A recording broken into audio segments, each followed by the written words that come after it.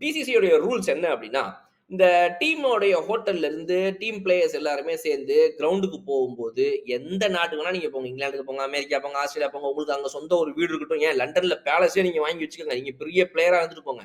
ஆனா, அங்க நான் வந்துட்டு என்னோட ஃபெராரி கார்ல நான் பாட்டுக்கு போயிருவேன்னா, நீங்க கிளம்ப முடியாது. நீங்க எவ்வளவு பெரிய பிஸ்தா இருந்தாலும் இந்த டீம்ல நீங்க ஒரு பிளேயர். அவ்வளவுதான்.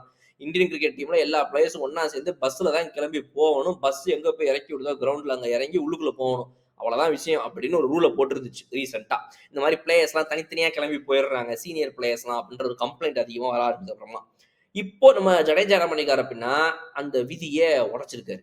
ஜடேஜா அவ்வளோ பெரிய பேட்ஸ்மேனா? என்ன மிகப்பெரிய ஆளா? டீம்ல மிகப்பெரிய பேட்ஸ்மேன் எல்லாம் பண்ணாததெல்லாம் கூட இவரு பண்ணிருவாரு போல இருக்கே! அப்படின்னு பல பேர் கேட்டா, விஷயத்த கேளுங்க. ஜடேஜா என்ன பண்ணியிருக்காரு அப்படின்னா, இவங்களுக்கெல்லாம் முன்னாடியே காலையில எந்திரிச்சு கடகடன்னு குளிச்சு வேகமா கிளம்பி போயிட்டாராம். எங்கடா ஜடேஜாவ காணோம், துண்ட தூக்கிட்டு இப்பதான் குளிக்க போவான்னு பார்த்தேன், காணோமே அப்படின்னு எல்லாரும் போய் தேடி இருக்காங்க. ரூம்ல பார்த்தா தலைவன காணோம். என்னடா விஷயம்ன்னு பார்த்தா, தலைவன் வந்து அன்பீட்டனா இருந்தார் இல்லையா? அந்த டே 2 டே 1 எண்டுல டே 2ல வந்து ஒரு நல்ல இம்பாக்ட்ட கிரியேட் பண்ணணும். ஹால்ஃப் செஞ்சுரிய முதல்ல போடணும். அடுத்து வந்து செஞ்சுரிய போடணும். ஒரு நல்ல பார்ட்னர்ஷிப்ப போடணும்னு பிளான் பண்ணியிருக்காப்ல. அப்ப அதுக்கு கொஞ்சம் பிராக்டிஸ் பண்ணணும் அப்படிங்கிறதுக்காக கிரவுண்டுக்குள்ள சொல்லாம கொள்ளாம இந்தியன் டீம் கிட்ட இருந்து ஹோட்டல விட்டு கிளம்புனவரு நேரா நுழைஞ்சு கொஞ்சம் எக்ஸ்ட்ராவா 2, 3 பால புடிச்சா என்ன அப்படின்னு கொஞ்சம் சீக்கிரமா வந்துட்டாரு அப்படின்னு சொல்லப்படுது.